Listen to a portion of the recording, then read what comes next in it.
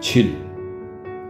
수요일인 다음날 저녁 식사시간 무렵에 고갱이 아파트 문을 두드렸다. 자네 동생이 나더러 오늘 저녁 자네를 카페 바티놀료로 데려와 달라고 하더군.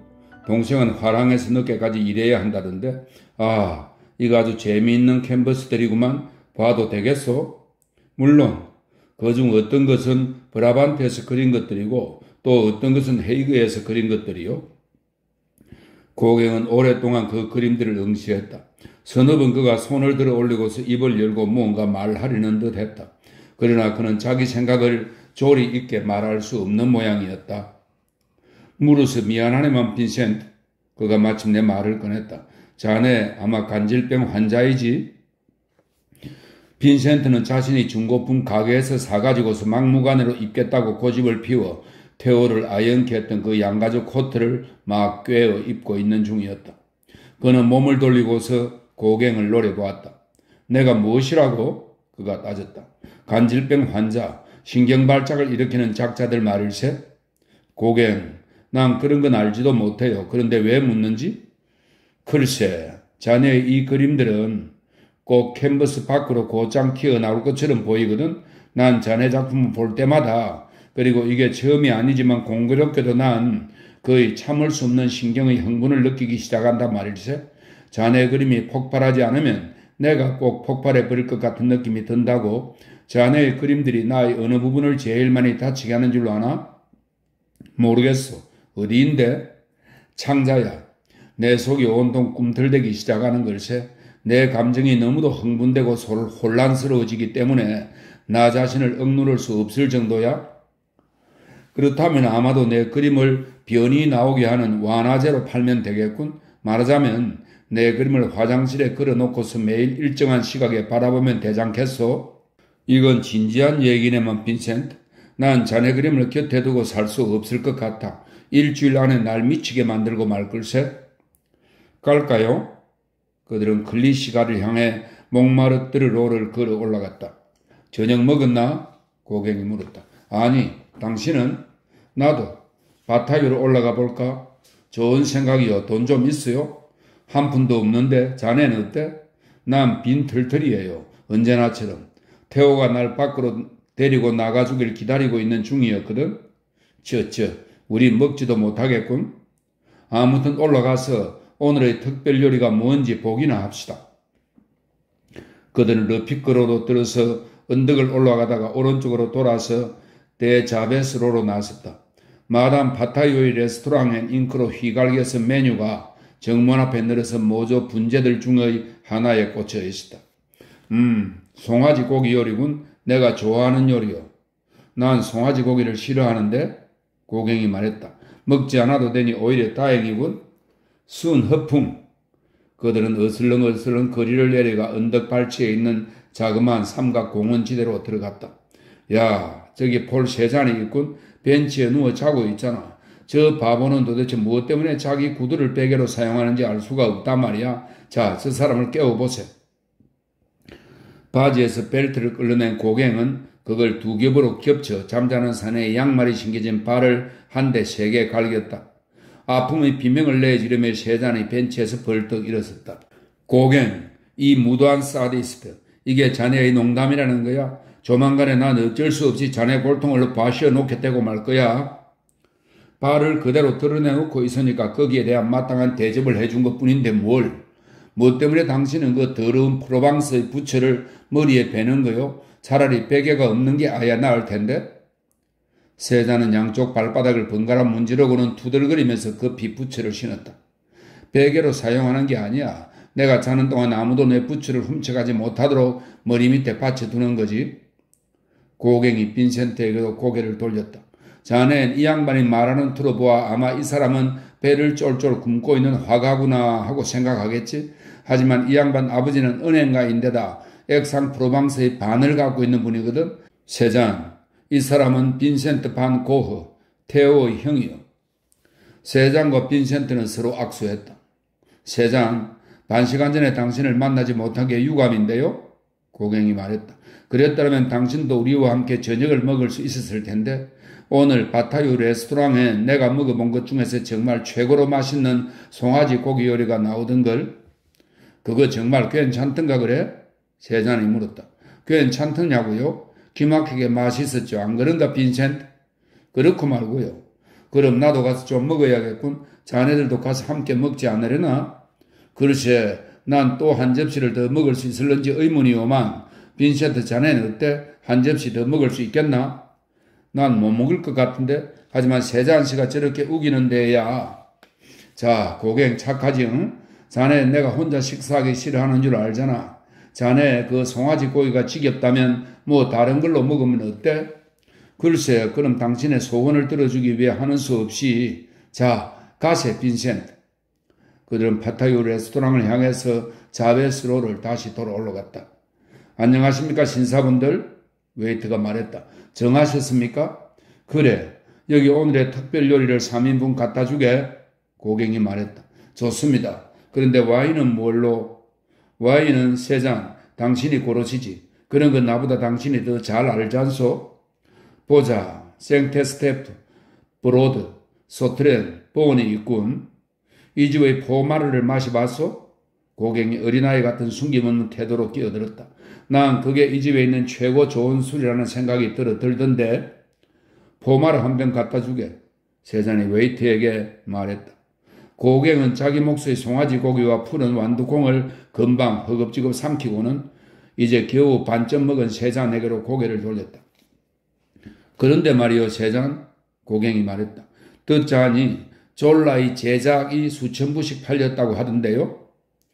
세잔은 그에게 암담하고 씁쓸한 시선을 내쏘면서 밥맛 떨어졌다는 듯 접시를 밀어붙였다. 그가 빈센트에게로 향했다. 자네 그 책을 읽어봤나? 아니요. 아직. 난 이제 막 제르미나를 읽고 난 참입니다. 제작은 몹쓸 책이야. 세잔이 말했다. 그리고 거짓 부렁책이고 게다가 그건 우정의 이름으로 저지른 배신의 가장 악질적인 작품일세.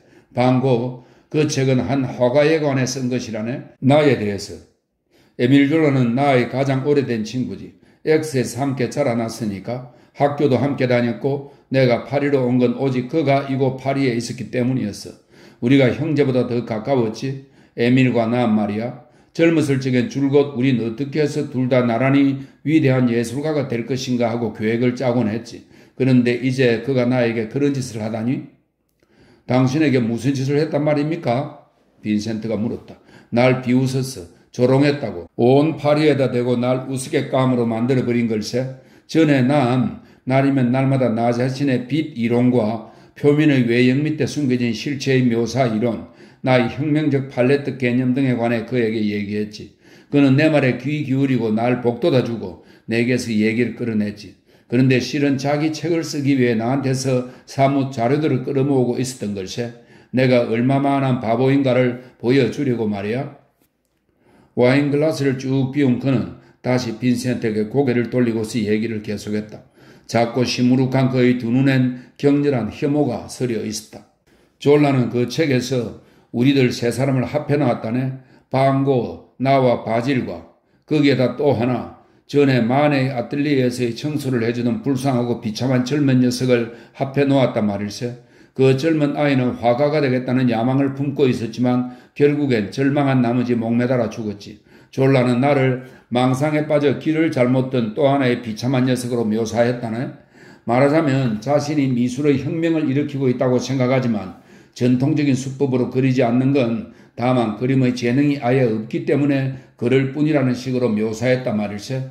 그리고서 그 소설 속에서 에밀 졸라는 내가 이제껏 자신이 천재라고 잘못 생각해 왔던 것은 미친 사람처럼 그림 물감을 더덕더덕 바른 것에 지나지 않았다는 것을 마침내 스스로 깨달았기 때문에 나의 대작의 발판에서 목매달아 죽도록 만들어 놓았지.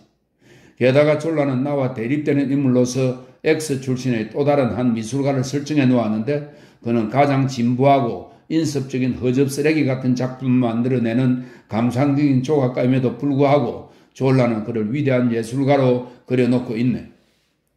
그거 참 재미있군요. 고갱이 말했다. 에두아르 마네의 회화혁명을 맨 처음 최초로 옹호해준 사람이 바로 졸라였다는 사실을 상기할 때 말이요. 사실 졸라야말로 인상파 회화를 위해 살아있는 그 누구보다도 더 많은 일을 해준 사람 아니요? 맞아. 졸라는 마네를 숭배했지. 마네가 전통파를 뒤집어 버렸기 때문에 말이야. 그런데 내가 인상파를 뛰어넘으려고 하자 졸라는 날 바보, 멍청이라고 부르거든. 졸라에 관해서 말하자면 그는 진부한 지식인데다 친구로서도 몹시 지겨운 사람이야. 아주 오래전에 그 사람 집에 출입하는 걸 난 관두지 않을 수 없었어. 그 사람은 빌어먹을 부르주아처럼 살고 있다네. 바닥에는 값진 융단, 벽난로, 선반에는 화병, 하인들, 그리고 그 글자리라는 것을 쓰기 위한 조각이 새겨진 목재 책상. 그는 마네가 배심 좋게 그렸던 것 이상의 중상계급 사람이라고. 한꺼풀 벗기고 보면 그들 두 사람은 부르주아 형제였어. 그 때문에 둘이 그렇게 죽이 잘 맞았던 거지. 내가 자기와 같은 도시 출신이며 어릴 적부터 날 알고 지냈다는 바로 그것 때문에 졸라는 나라는 인간은 어떤 중요한 작품도 만들 수 없을 거라고 생각하고 있거든. 몇 년 전에 낙선전에 출품된 당신의 작품들을 위해 졸라가 조그만 책자를 썼다는 얘기를 들었는데 그건 어떻게 됐어? 고갱, 졸라는 그걸 찢어버렸다네. 인쇄소에 넘기기 직전에 말일세. 그런데 어째서? 빈센트가 물었다. 졸라는 자기가 날 옹호해 주는 건 단지 나와 오랜 친구지간이기 때문이라고 평론가들이 그렇게 생각할까 봐 겁이 났던 걸세. 그때 졸라가 그 조그만 책자만 출판했더라면 화가로서의 내 지위가 굳혀졌을 거야. 그런데 그 대신에 제작을 출판하다니. 우정이란 게 고작 그거야. 낙선전에 출품된 내 그림들은 100명 중 99명의 비웃음을 샀지. 듀랑 디엘은 드가, 모네, 그리고 나의 친구인 기요명의 그림은 전시하면서 내겐 2인치의 공간도 내주지 않거든. 방고, 자네의 동생조차도 그 화랑 중2층에 내 그림을 끌어놓길 꺼려한다 말일세.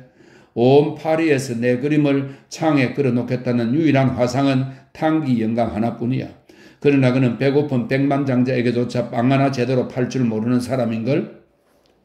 그 병에 포마르가 좀 남아있어? 고갱이 물었다.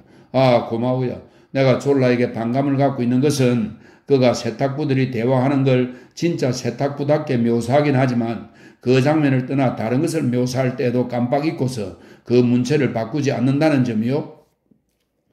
그런데 난 파리가 이젠 지겨워졌어. 난 X로 돌아가 거기서 여생을 보낼 생각이야.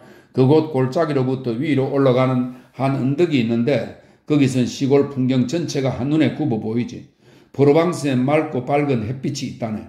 그리고 색채가, 그 색채, 그 언덕 꼭대기 근처에 누군가 팔려고 내놓은 자그마한 틀을 알고 있지. 소나무로 뒤덮인 곳이야. 난 거기에다 내 작업실을 짓고 사과나무 가수원을 만들 걸세. 담장 맨 꼭대기에 깨진 병 유리를 시멘트에 섞어 발라놓아 세상이 접근치 못하도록 막을 거야. 그리고서 다시는 절대 프로방스를 떠나지 않겠네. 은자군요. 응? 포마르자는 입에 댄 채 고갱이 중얼거렸다. 맞아, 은자지. X의 은자. 멋있는 제목인걸? 자, 이제 카페 바티니올로 가는 게 낫겠소. 지금쯤에 모두들 와 있을 테니까. 8. 거의 모두가 와 있었다.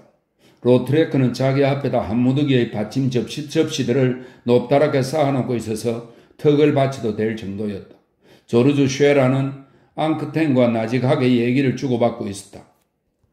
앙크탱은 인상파의 기법을 일본 판화의 기법과 조화시키려고 시도하는 야비고 수척한 화가였다.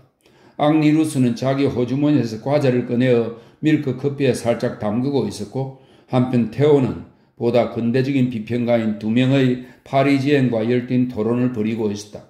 바티니올은 이전엔 클리시가 입구에 있던 변두리였는데 바로 여기서 에두아르 마네가 파리의 정신적 혈족들을 자기 주위로 끌어모았던 것이다. 그래서 마네가 죽기 전까지 에콜 데 바티니올은 이 카페에서 일주일에 2번씩 모이곤 했었다. 르그로, 팡텐 라투르, 쿠르베, 르누아르 등이 모두 여기서 만나 자기들의 미술 이론을 만들어냈지만 이젠 그 에콜의 자리를 그보다 젊은 화가들이 물려받은 것이었다. 세잔의 눈에 에밀 졸라가 보였다. 세잔은 먼 테이블로 가 커피를 주문하고는 무리들과는 떨어져 앉아 있었다. 고갱은 졸라에게 빈센트를 소개해준 다음 자기는 둘루즈 로트레크 곁에 있는 의자에 털썩 앉았다. 그들 테이블엔 졸라와 빈센트 둘만이 남게 되었다. 아까 보니까 자네가 세장과 함께 들어오던데 반가워. 분명 나에 관해 그가 무슨 얘기를 했겠지? 예. 그게 뭐였소? 당신의 책이 그에게 몹시 깊은 상처를 준 것 같더군요.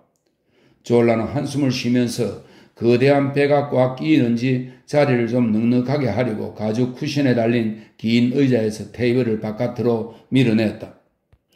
자네 슈바이닝그 요법에 관해 들어본 적 있나? 그가 물었다. 식사를 할 때 음료수를 전혀 마시지 않으면 석 달 뒤에 가서는 30파운드를 뺄 수 있다는 요법 말일세? 그 얘기 못 들어봤습니다. 폴 세잔에 관해 그 소설을 쓰자니까 나도 몹시 가슴이 아팠지만 그러나 그 말 하나하나가 모두 사실일세. 자넨 화가지. 그럼 자네라면 한 친구의 초상을 그게 그를 불행하게 만든다고 해서 거짓으로 그리겠나? 당연히 자넨 그러지 않을 걸세. 세잔은 멋진 놈이야. 몇십 년 동안 그는 나의 소중한 친구였지. 하지만 그의 작품은 한마디로 우스꽝스러울 뿐이야. 우리 집 식구들이야 상당히 너그러운 편이지만 그러나 밖에서 내 친구들이 우리 집에 올 때면 난 세잔의 그림들을 벽장 속에다 단단히 처박아 두어야만 했다네. 세잔이 그들에게서 비웃음을 받지 않도록 하기 위해서 말일세. 하지만 분명 그의 작품들이 당신의 그 모든 말처럼 그렇게 나쁠 리가 없을 텐데요. 나쁜 게 아니라 그보다 더 지독해. 더 지독하다고. 자네는 그 작품들을 하나도 못 보았군. 그러니까 그렇게 내 말을 못 미워하는 게지. 그는 5살 난 꼬마아이처럼 그린다네. 내 맹세하지만 그 사람 완전히 미친 것 같아? 고갱은 그를 존경하고 있는데요. 난 사실 세잔이 이렇게 우스꽝스러운 모양으로 졸라가 말을 이었다. 자기 삶을 낭비하고 있는 걸 지켜보기가 정말 가슴 아프다네. 그는 X로 돌아가서 자기 아버지의 은행의 직책을 이어받아야만 해. 이렇게 살다간 그는 자기 인생에서 아무것도 만들어내지 못할 거야. 현재 되어가는 꼴로 보자면 어느 날엔가 그는 목매달아 죽고 말 걸세. 내가 제작에서 예측한 바로 그대로. 자네 그 책 읽어봤나? 아니요, 아직. 제르미나를 겨우 얼마 전에 다 읽었죠. 그런가? 그 책을 어떻게 생각하나? 발자크 이후에 가장 훌륭한 소설이라고 생각되더군요. 맞아. 그건 나의 걸작일세. 그건 지난해 질 블라지의 문해란에 게재되었던 것이네. 그것 덕분에 돈을 꽤 벌었지. 그리고 이젠 그게 단행본으로 나오자 지금까지 6만 부가 팔렸다네. 내 수입이 요새처럼 그렇게 많았던 적이 없었어. 난 무당에 있는 내 집을 새로 늘려 지을 작정이야. 그 책이 벌써 프랑스 탄광지대에서 4번의 스트라이크와 폭동을 야기시켰다네.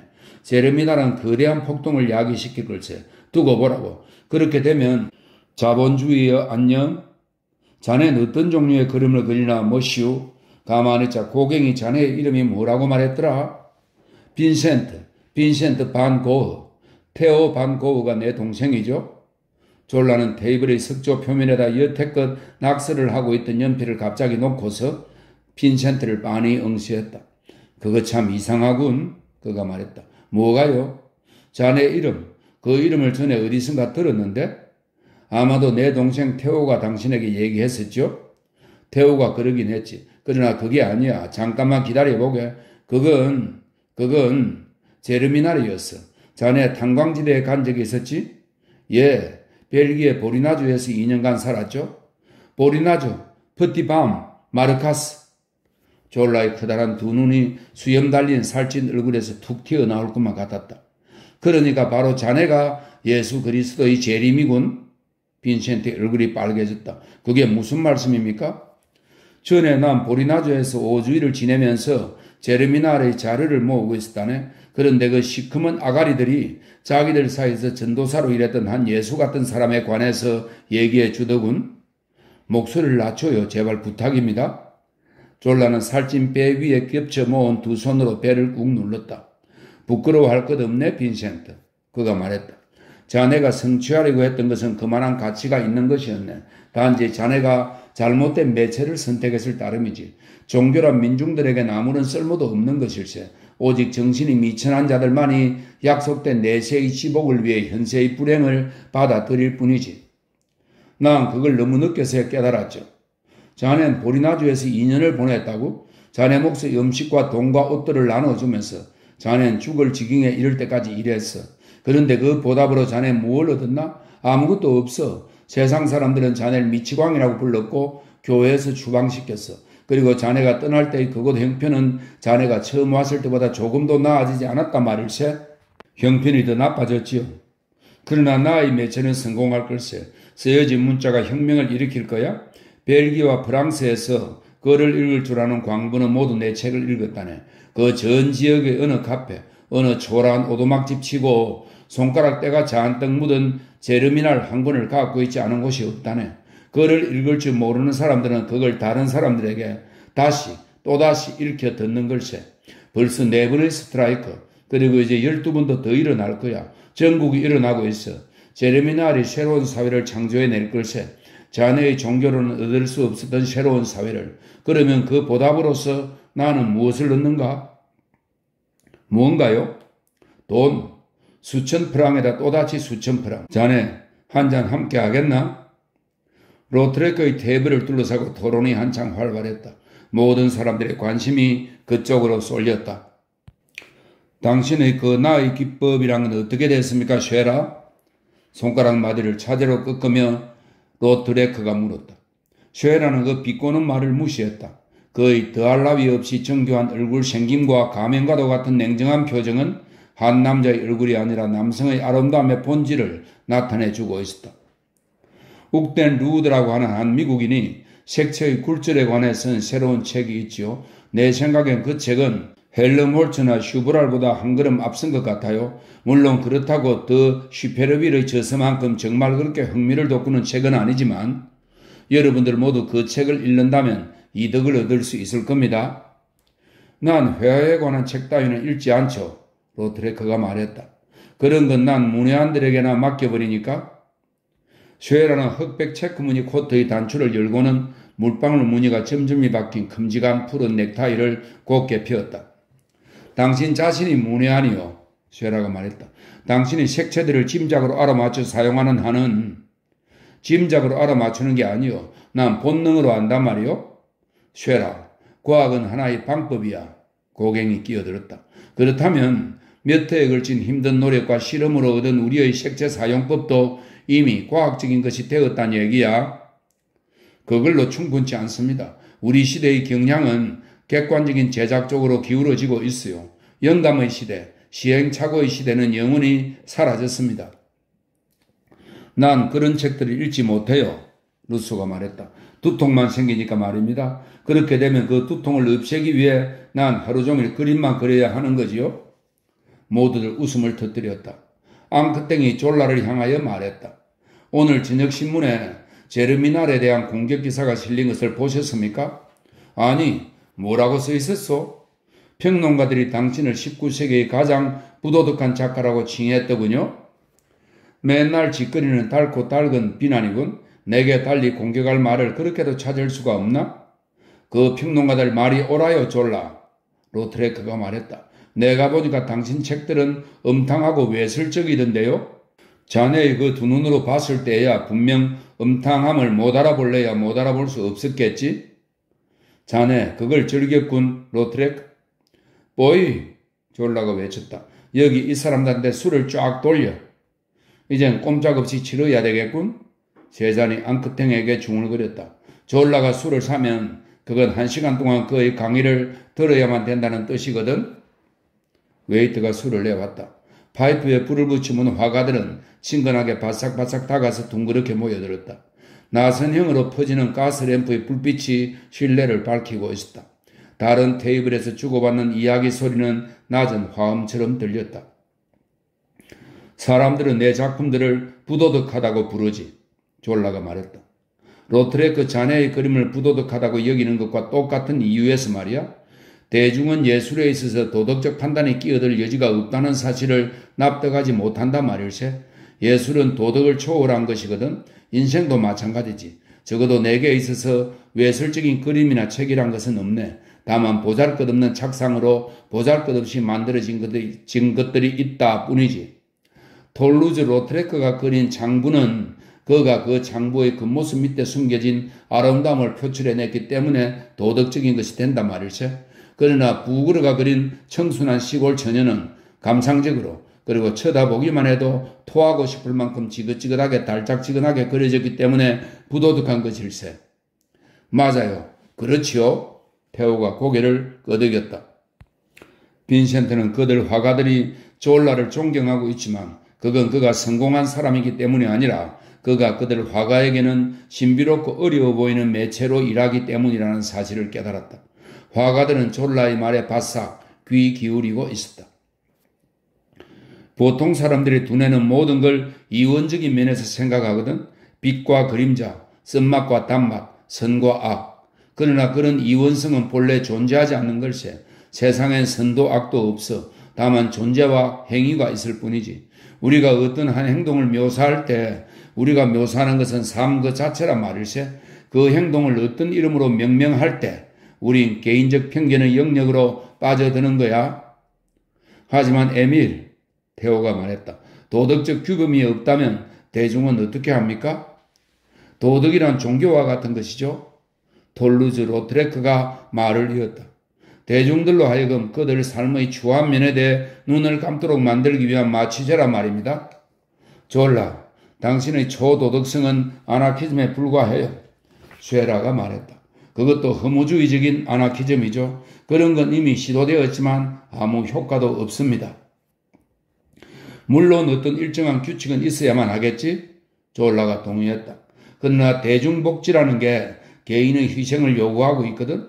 난 도덕의 반기를 든 게 아니라 만해의 올림피아에 침을 뱉고 모파상의 책들이 출판 금지당하기를 바라는 점잖 빼는 태도에 대하여 반기를 든 걸세.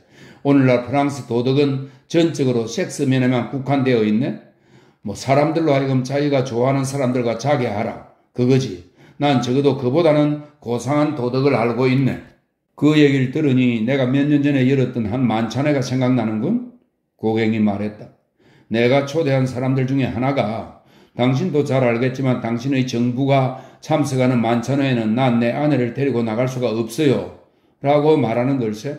그래서 내가 잘 알았습니다. 저녁 만찬회 동안에는 그녀를 바깥으로 내보내겠습니다. 라고 대답했지. 한데 만찬회가 끝나 모두들 돌아갈 때 그동안 저녁 내내 하품만 하고 있었던 우리의 그 정숙한 마담께서 하품을 그치고는 자기 남편에게 말하는 거예요. 여보, 우리 그거 하기 전에 좀 근사한 음담 패설들을 얘기합시다. 하고 말이지. 그러자 그 남편이 얘기만 하기로 하지. 오늘 저녁에 내가 너무 많이 먹어놔서 라고 말하더군. 그거야말로 모든 걸 한꺼번에 설명해 주는군. 터지는 웃음소리 못지않게 큰 소리로 졸라가 외쳤다. 윤리 얘기는 잠깐 치워두고서 예술에 있어서의 부도덕성 얘기로 돌아갑시다. 빈센트가 말했다. 내 그림들을 보고 외설스럽다고 말한 사람은 아무도 없지만 그러나 난 그보다 한결 더 큰 부도덕, 즉 추함이라는 것 때문에 한결같은 비난을 받고 있습니다. 오, 당신이 그걸 용케 딱 꼬집어냈군요. 빈센트. 톨루즈 로트레크가 말했다. 맞아. 그게 바로 대중들에게는 새로운 부도덕의 핵심이거든. 고갱이 맞장구 쳤다. 이번 달의 메르쿠르드 프랑스지가 우리를 뭐라고 부른 줄 알아? 추악의 예찬자들이란 거지? 그와 똑같은 비판이 내게도 떨어졌네. 졸라가 말했다. 요즘날 어느 공작 부인께서 말하길 졸라씨 비상한 재능을 가진 당신 같은 분이 어째서 고작 돌멩이들 밑에 무슨 종류의 더러운 벌레들이 꿈틀거리고 있나 버리고 여기저기 돌멩이들을 뒤집어 보며 다니는 거예요? 라고 하지 않겠나? 로트레크가 올인한 낡은 신문지 조각을 호주머니에서 꺼냈다. 지난번 앙테팡당 전에 출품했던 내 작품들을 두고 비평가가 뭐라고 말했는지 한번 들어봐요. 톨루즈 로트레크는 경박한 흥취, 저속한 활락, 그리고 비천한 주제를 묘사하는 걸 낙으로 삼는 점에서 아마도 비난을 받아야 할 것이다. 그는 아름다운 용모, 품위 있는 형태, 우아한 동작 등에 대한 감각을 가지고 있지 못한 것 같다. 그가 그 추악함으로 혐오감을 일으키는 땅딸막한 형태의 인간들을 사랑하는 분놀림으로 그려내고 있는 것은 사실이지만 그러나 그러한 도착이 무슨 소용이 있겠는가? 프란스 할스의 망령이로군. 빈센트가 중얼거렸다. 이 프란스 할스는 네덜란드 화가입니다. 글쎄 그 비평가 말이 옳습니다. 쉐라가 말했다. 여러분들이 도착된 것이 아니라면 어쨌든 적어도 길을 잘못 든 셈입니다. 예술이란 색채, 구도, 색조 같은 추상적인 것과 관련된 것입니다. 예술이 사회 조건을 개선하거나 추악함을 추구하는 데 사용되어서는 안 되죠. 회화는 음악처럼 일상생활로부터 분리되어야 합니다. 빅토르 위고가 작년에 죽었지? 졸라가 말했다. 그리고 그와 더불어 한 문명 전체가 죽은 걸세. 예쁘장한 몸짓과 로맨스와 능란한 거짓말과 교묘한 핑계로 이루어진 한 문명 전체가. 그리고 이제 내 책들이 새로운 문명, 20세기의 초도덕적 문명을 대변하게 된 거야. 자네들의 그림도 마찬가지이고. 부그로가 파리 근방에서 아직도 자신의 성장을 이끌어가고 있긴 하지만 실은 그는 에두아르 마네가 불바디오의 식사를 전시하던 날에 병들어 누워 마네가 올림피아를 완성한 날에 죽었어. 그래, 마네도 이젠 사라졌고 도미에도 그렇지만 그러나 아직도 우리에겐 그들의 작업을 이어갈 드가와 로트레크와 고갱이 있거든. 그 리스트에 빈센트 반 고흐도 끼워 넣어요. 톨루즈 로트레크가 말했다. 그 이름을 맨 앞머리에다 끼워 넣으시죠? 루소가 말했다. 좋았어. 졸라가 미소를 띠며 말했다. 빈센트, 자넨 추악 예찬자로 지명된 걸세. 그 지명을 수락하겠나? 빈센트가 말했다. 난 그렇게 되도록 태어난 걸요 뭘. 그럼 여러분 우리의 선언문을 작성합시다. 졸라가 말했다. 우선 우리는 모든 진실이란 그 겉모습이 아무리 끔찍스러워 보인다 할지라도 아름다운 것이라고 생각한다. 우리는 자연의 모든 것을 아무것도 거부하지 않고 다 받아들인다. 우리는 아름다운 허위보다는 가혹한 현실 속에 더 많은 아름다움이 있다고 믿으며 파리의 그 모든 살롱보다는 세속스러움에 더 많은 시가 존재한다고 믿는다. 고통이야말로 인간 감정 중에서 가장 시문한 것이기에 우리는 고통이 훌륭한 것이라고 생각한다. 우리는 장녀나 뚜쟁이가 연출한 것이라 할지라도 섹스는 아름답다고 생각한다. 우리는 추악함보다는 인간성을, 예쁨보다는 고통을, 프랑스의 모든 부보다는 딱딱하고 거친 현실을 상위에 둔다. 우리는 도덕적 판단을 가함이 없이 삶을 그 정체로서 받아들인다. 우리는 장녀가 공작 부인과 똑같이, 문지기가 장군과 똑같이, 농부가 장관과 똑같이 훌륭하다고 생각한다. 그들 모두가 자연의 틀에 맞추어 인생이라는 구도에 짜여져 들어가는 것이다. 잔을 듭시다 여러분. 톨루즈 로트레크가 외쳤다. 초도덕을 위해 그리고 추악 예찬을 위해 건배, 그것으로 세상이 아름답게 재창조되기를. 흩은 소리, 세잔이 말했다. 역시 다시 한번 흩은 소리, 조르주 쉐라가 말했다.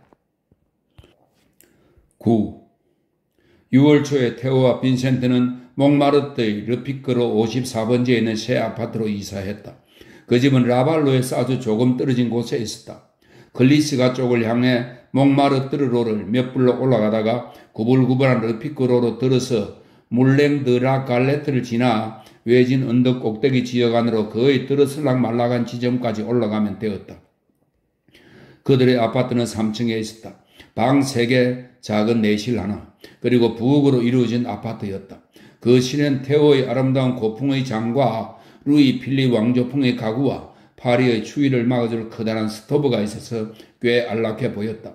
테오는 가정을 꾸미는 재주를 가지고 있었다. 모든 걸 올바로 정리해 놓기를 좋아했다. 테오의 침실은 거실 옆에 붙어 있었다. 빈센트는 작은 내실에서 잠을 잤다. 그 뒤쪽이 바로 그의 작업실이었는데 창문이 하나 달린 보통 크기의 방이었다.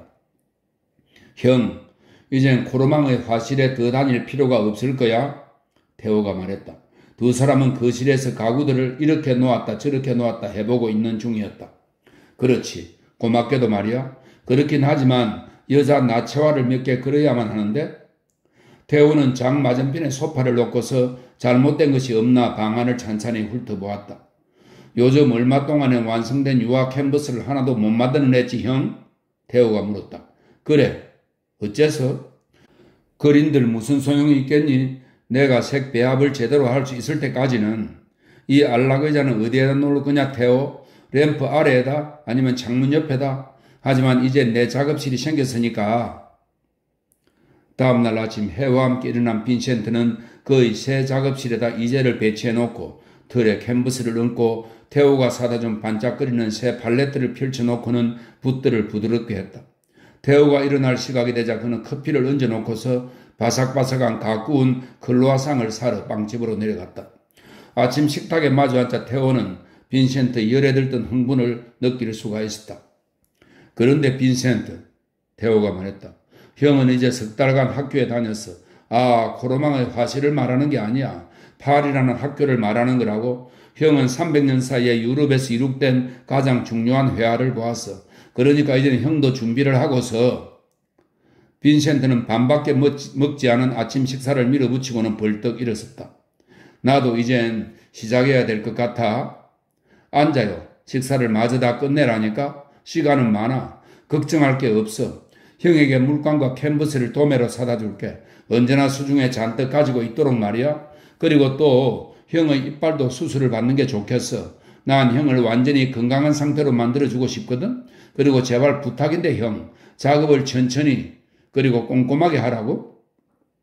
말도 안 되는 소리 하지 마라 태호. 내가 언제 무엇이든 천천히 꼼꼼하게 한 적이 있었니? 그날 밤 태호가 집에 돌아와 보니 빈센트는 몹시도 화가 나 있었다.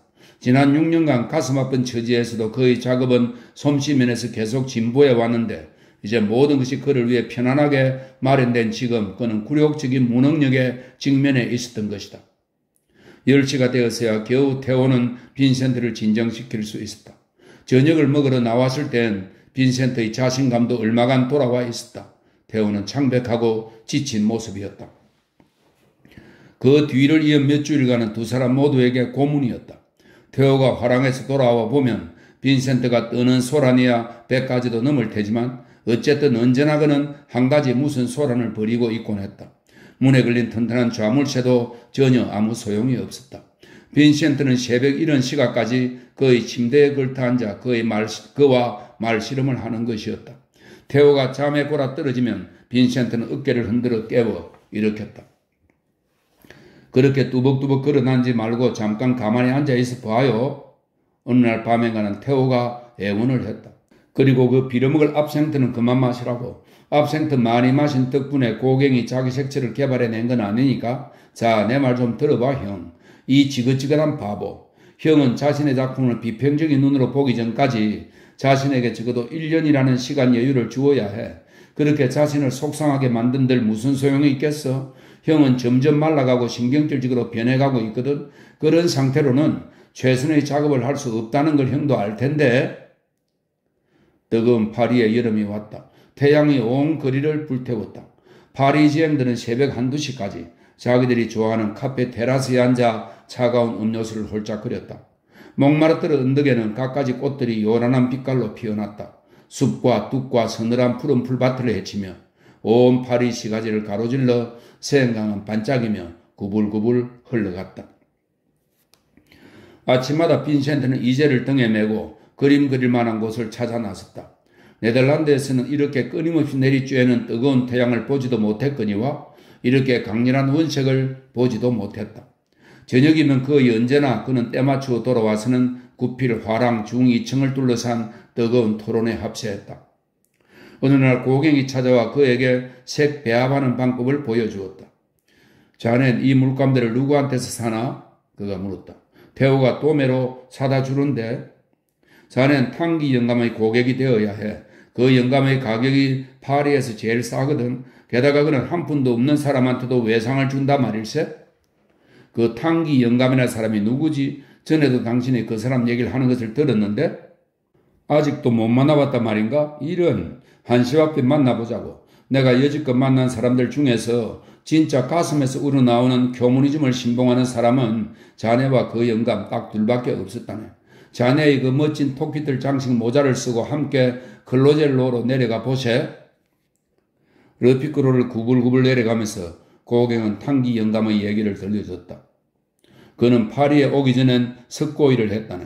에두아르의 집에서 물감 가루를 빻는 사람으로 일하다가 그 다음엔 비트의 어느 집에서인가에서 문지기 일을 맡았지. 그의 마누라가 그 집을 관리하고 탕기 영감은 그 지역에서 물감 행상을 시작한 걸세.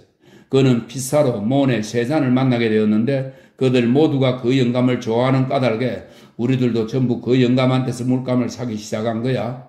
그가 지난 폭동 때 코뮤니스트에 가담했다네. 어느 날 잠이 오락가락하는 가운데 보초 근무를 쓰고 있었는데 베르사유의 병사들 일단이 그의 초소를 덮쳤거든. 그런데 워낙 이 불쌍한 양반은 다른 사람에게 총을 쏘지도 못하는 사람이라 말일세. 그래서 그는 가지고 있던 보병 소총을 내동댕이 쳐버렸다네. 반역죄로 그는 브레스트에 있는 전함에서 2년간 복역하라는 형을 받았지만 우리가 그를 꺼내주었지. 그러고 나서는 몇 프랑 저축을 해서 클로젤로에 있는 현재의 그 자그마한 가게를 열었지. 로트레커가 그 가게 정면을 푸른색으로 칠해 주었다네. 그 영감이 바로 파리에서 최초로 세잔의 캔버스를 전시해 준 사람일세. 그 이후로 우리는 우리의 작품을 거기다 갖다 준다네. 그렇다고 그가 행여나 그 그림을 다른 사람들한테 팔아주는 건 아닐세. 아니지, 자네도 알게 되겠지만 탕기 영감은 대단한 미술 애호가라네. 하지만 가난한 까닭에 우리의 그림을 살 능력이 없거든. 그래서 그는 그 그림들을 보잘것없는 자기 가게에 전시해 놓는 거라네. 그러면 하루 종일 그 그림들과 더불어 살 수 있을 테니까 말이야. 상당한 가격을 쳐준다 해도 그 영감이 그림을 팔지 않는단 말이요? 당연히 팔지 않지. 그는 꼭 자기가 좋아하는 그림만 받아들이는데 그가 일단 한 그림에 마음이 끌리면 아무도 그걸 그의 가게에서 빼올 수가 없지. 어느 날 내가 그의 가게에 가 있을 때인데 잘 차려입은 남자가 들어와 세 잔의 그림에 경탄하면서 가격이 얼마냐고 물었다네. 파리의 다른 그림 장사들이라면 아마 을사좋다 하고 60프랑에 팔았을 거야. 그런데 탕기 영감은 그 캔버스를 오랫도록 바라보다가 이었고 하는 말이 이 그림 말이죠. 이건 특별히 훌륭한 세잔의 그림이니까 600프랑 이하로는 드릴 수가 없습니다. 라고 하지 않겠나? 그 남자가 휙 나가버리자 탕기 영감은 눈물을 흘리면서 그 캔버스를 벽에서 떼내어 손에 꼭 들고 있더란 말일세. 그렇다면 그 영감이 당신들의 그림을 전시한들 무슨 소용이 있겠소? 글쎄, 탕기 영감은 묘한 양반이란 말이야. 그가 미술에 관해 알고 있는 것이라곤 물감 가루를 빻는 법 정도가 고작이거든. 그런데도 진짜를 꼭 집어내는 틀림없는 감식 능력을 가지고 있단 말일세.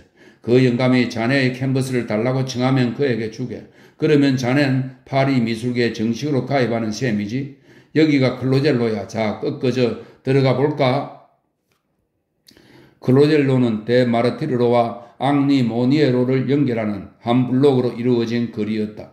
작은 상점들이 가득 들어서 있었는데 상점 위층으로는 하얀 덧문들이 달린 2, 3층의 살린 집들이 붙어 있었다. 탕기 영감의 가게는 바로 그 거리를 사이에 두고 여학교와 마주보고 있었다. 탕기 영감은 이제 막 파리에서 유행하기 시작한 일본 판화를 내려다보고 있었다.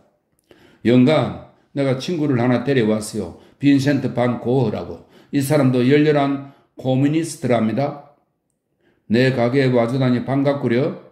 탕기 영감이 마치 여자와도 같은 부드러운 목소리로 말했다. 탕기 영감은 펑퍼짐한 얼굴에다 다정한 개처럼 무언가 호소하는 듯한 눈을 가진 작은 사내였다. 그는 책넓은 밀짚 모자를 이마까지 눌러 쓰고 있었다. 그의 팔은 짧고 손은 뭉툭하고 수염은 덥수룩했다. 그의 오른쪽 눈은 왼쪽 눈의 반 정도밖에 열려져 있지 않았다. 당신 정말 코뮤니스트요, 머슈 반고? 그가 소심하게 물었다. 탕기 영감님, 당신이 뜻하는 교문이즘이란 어떤 건지 난 잘 모르겠군요. 난 그저 모든 사람들이 자기가 제일 좋아하는 직업을 가지고 자신이 할 수 있는 만큼 일하고 그리고 그 대가로서 그에게 필요한 것을 전부 얻을 수 있어야만 된다고 생각할 뿐이죠. 바로 그렇게 간단한 거라고. 고객이 웃었다. 오, 폴. 탕기 영감이 말했다. 자넨 주식 거래소에서 일했었지? 돈이 바로 인간을 짐승으로 만드는 걸세, 안 그런가? 맞아요, 그거죠. 그리고 돈이 없는 것도 그렇고. 아니야, 돈이 없다고 그렇게 되는 건 아닐세. 단지 먹을 것과 생활 필수품이 없을 때 그렇게 되는 거지. 정말 그래요, 탕기 영감님. 빈센트가 말했다. 우리의 이 친구 폴은, 탕기 영감이 말했다. 돈을 버는 사람들을 경멸하면서 한편으론 돈을 벌지 못한다고 해서 우리를 경멸한다네? 하지만 난 그래도 돈을 벌지 못하는 축에 끼는 게 차라리 나아. 누구든 하루 50상팀 이상의 돈으로 사는 사람들은 죄다 악당들이야. 그렇다면 나의 궁핍한 처지 덕분에 내게 은혜가 베풀어졌던 거군요. 탕기 영감님, 내게 외상으로 물감을 좀 더 주겠소? 외상빚이 많은 줄은 알지만 그림을 그리려면 어쩔 수 없이. 좋아, 폴. 외상을 주지. 내가 사람들을 조금만 덜 믿고 자네가 사람들을 조금만 더 믿는다면 우린 둘 다 잘 살게 될 텐데 자네가 내게 약속한 새 그림은 어떻게 되었나? 아마도 그 그림을 팔면 내 물감값을 받을 수 있을 텐데. 고갱이 빈센트에게 눈짓을 해 보였다. 영감님, 내 2점을 갖다 드리지요. 나란히 걸어 놓도록. 자, 그러면 검은색 튜브 1개, 노란색 1개를 세음을 치르라고. 그러면 물감을 더 줄 테니까. 세 사람은 동시에 몸을 돌렸다. 탕기 부인이 살림집으로 통하는 문을 쾅 닫고 가게 안으로 들어섰다. 그녀는 매서운 눈과 야윈 얼굴을 가진 몸집이 작고 깐깐한 여자였다. 그녀가 기세등등하게 고갱에게 다가왔다. 당신은 우리가 자선사업을 하는 줄로 아는군. 우리가 탕기의 코뮤니즘으로 먹고 살 수 있으리라고 생각해. 그 외상값을 갚으라고. 안 그러면 경찰에 넘길 거야. 고갱은 지극히 애교 있는 태도로 미소를 지으면서 탕기 부인의 손을 잡고 당당하게 키스했다. 오, 크산티페요. 오늘 아침 부인의 모습은 어찌나 매혹적인지요? 탕기 부인은 어째서 이 잘생긴 놈팡이가 자기를 언제나 크산티페라고 부르는지 알 수 없었지만 그 소리가 듣기 좋았고 은근히 즐겁기도 했다. 날 속일 수 있으리라고 생각하지 마, 이 게으름뱅이. 난 이 더러운 물감 가루를 빻느라 일생을 노예처럼 보냈다고. 그런데 당신이 와서 내 물감을 슬쩍 후려가다니. 나의 소중한 크산티페요. 내게 그렇게 심하게 굴지 마십시오. 당신은 예술가적 기질을 가지고 있어요. 그게 당신의 그 아름다운 얼굴에 훤히 퍼져 있는 걸 난 볼 수 있답니다. 탕기 부인은 자기 얼굴에서 예술가적 기질을 닦아내야겠다는 듯 앞치마를 들어 올렸다. 그녀가 소리쳤다. 한 식구의 예술가 1명이면 충분해. 우리 저 양반이 당신한테 하루 50상팀으로만 살고 싶다고 말했겠지? 그나마 그 50상팀도 내가 대신 벌지 않으면 저 양반이 도대체 어디서 그만한 돈을 벌 것 같아? 온 파리시에서 당신의 아름다움과 능력에 관한 얘기가 자자합니다, 마담. 고갱은 몸을 굽히고서 그녀의 마디진 손에 다시 한번 입술을 가져다 댔다. 그녀는 누그러졌다. 좋아. 당신이 악당이고 아청꾼이긴 하지만 이번만큼 물감을 좀 주지. 하지만 틀림없이 외상값을 갚도록 하라고? 이런 친절을 베풀어 주시다니 나의 아름다운 크산티페요. 내가 당신의 초상화를 그려드리겠습니다. 어느 날엔가는 그 그림이 루브르 박물관에 걸려 우리 2 사람의 이름을 길이 남겨줄 것입니다. 앞문에 달린 작은 종이 딸랑거렸다. 낯선 사람이 하나 걸어 들어왔다. 유리창에 전시된 저 그림, 저 정무라 말이에요. 누구의 그림이죠? 그가 말했다. 폴 세잔이죠. 세잔? 처음 듣는 이름인걸. 팔려고 내놓은 겁니까?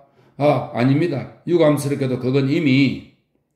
탕기 부인은 앞치마를 휙 내려뜨리고는 탕기 영감을 밀어붙이면서 불이 나게 그 사내에게 달려갔다.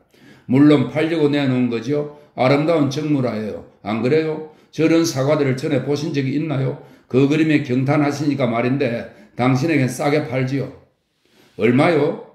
탕기 얼마예요? 위협적인 목소리로 그녀가 물었다. 탕기 영감이 힘들게 침을 삼켰다. 300. 탕기. 200. 탕기. 저 100프랑입니다. 100프랑?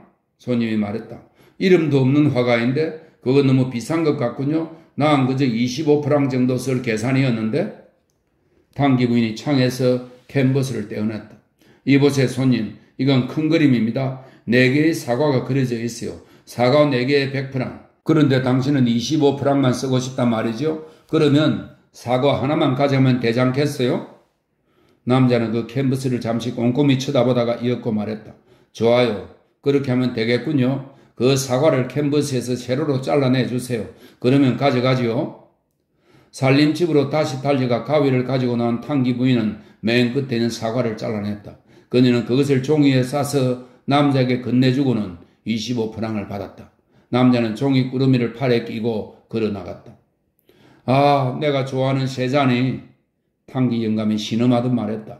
난 거리의 사람들이 잠깐 동안이라도 그 그림을 보고서 즐거운 기분으로 지나갈 수 있도록 그걸 유리창에다 걸어놓았던 것인데. 탕기 부인은 불구가 된 그 캔버스를 카운터 위에 올려놓았다. 다음번에 누군가 세잔의 그림을 찾는 사람이 있는데 돈이 조금밖에 없다고 하면 그 사과를 하나 파세요. 얼마를 주든 주는 대로 받아요. 어차피 아무런 쓸모도 없으니까. 세잔이야 사과를 부지기수로 그리는 걸. 그리고 고갱 당신도 웃을 필요 없어. 당신 그림도 마찬가지니까. 벽에 걸린 당신 캔버스들을 떼내어 저 발가벗은 이교도 여자들을 5프랑씩 받고 하나씩 잘라 팔 테니까. 오, 나의 사랑 크산티페요. 고갱이 말했다. 우리 너무 늦게 만났군요. 주식 거래소에서 당신이 나의 동료였더라면 지금쯤엔 우리 두 사람이 프랑스 은행의 소유주가 되었을 텐데. 당기 부인이 뒤쪽에 있는 살림집으로 물러나자 당기 영감이 빈센트에게 말했다. 당신은 화가 아니요? 당신이 우리 집에서 물감을 사길 바라오. 그리고 아마도 당신 그림들을 내게 좀 보여주시겠지? 즐겁게 그렇게 하지요. 이건 참 아름다운 일본 판화군요. 파실 겁니까? 그렇소. 공쿠르 형제가 일본 판화를 수집하기 시작한 이래로 파리에서 그게 대유행을 하게 되었지. 그게 우리의 젊은 화가들한테 상당한 영향을 주고 있어요. 2장 가지고 싶군요. 이걸 연구하고 싶어서. 얼마인가요? 하나에 3프랑씩. 내가 가져가죠. 아, 참 깜빡 잊었군. 오늘 아침 마지막 1프랑마저 다 써버렸는데. 고갱 6프랑 가지고 있어. 웃기는 소리 하고 있군. 빈센트는 안타까운 표정으로 일본 판화를 카운터에 내려놓았다. 그냥 두고 가야 할 것 같군요. 당기 영감님. 영감은 2장의 판화를 빈센트의 손에 꼭 쥐어주면서 그 평범한 얼굴에 사려 깊은 내성적인 미소를 띤 채 그를 올려다 보았다. 당신 작업에 이게 꼭 필요한 거야. 자, 가져가구려. 돈은 다음번에 주면 되니까.